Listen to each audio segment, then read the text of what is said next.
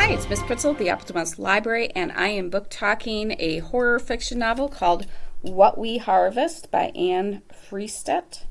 So, in this horror fiction novel, which takes place in a place called Hollow's End, kind of appropriate when you think about it, we have, it's got a zombie plague. There is a plague or a blight going on that infects people and kind of turns them zombie-ish.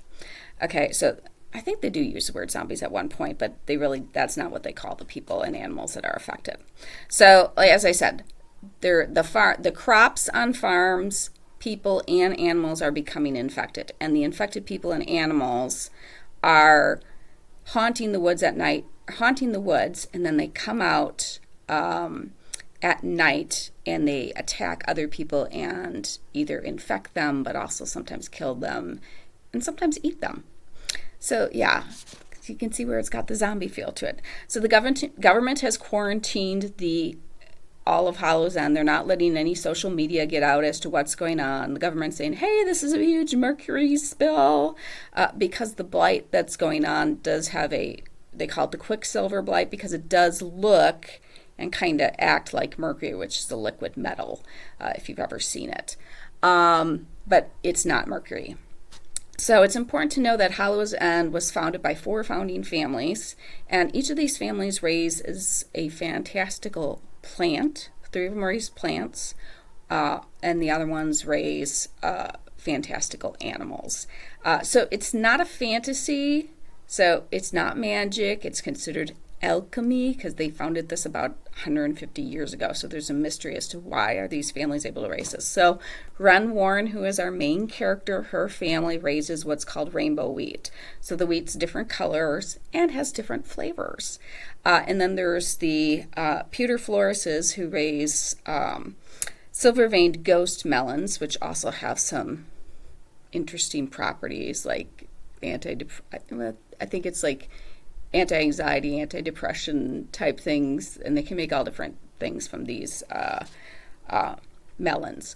And then the Murphys raise golden yams, which, like one will fill you up, 2 will fill you up for a day. Like 1 is a meal and 2 will fill you up for a day. So great if you're on a diet. And then the Harrises raise horses, but also have started raising dogs too. And they are this unusual, like not natural auburn red color, but they are bigger, stronger, and faster than other animals in the same animal family. So these 4 founding families, the town is built around them and their crops and animals. And the book starts out where Wren is trying to protect her family. Her family's crop is last to be attacked by this blight. And her parents aren't there that day. They're helping one of the other families. And she realizes that the blight has reached their farm. And she comes to the realization, I can't do this on my own. So she calls Derek Pewter Flores, who is she grew up with them. And it's always like they've been intended for each other. But they did date, and they haven't seen each other for 3 months because they've broken up. So he's kind of her sidekick throughout this whole thing.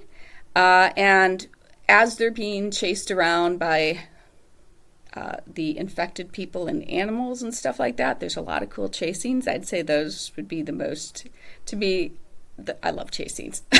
So I found those the most interesting. But they are trying to figure out, why is this blight occurring?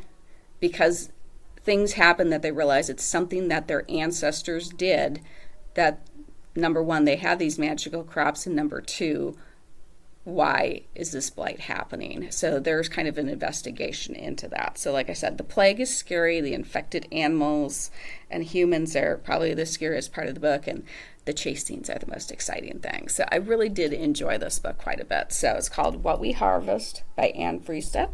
So if horror fiction is your genre, I think this is a great choice. I don't know if sci-fi dystopian, you might enjoy it as well. If this is not your cup of tea, I'll help you find something else. Otherwise, have a fantastic day and keep on reading. Bye.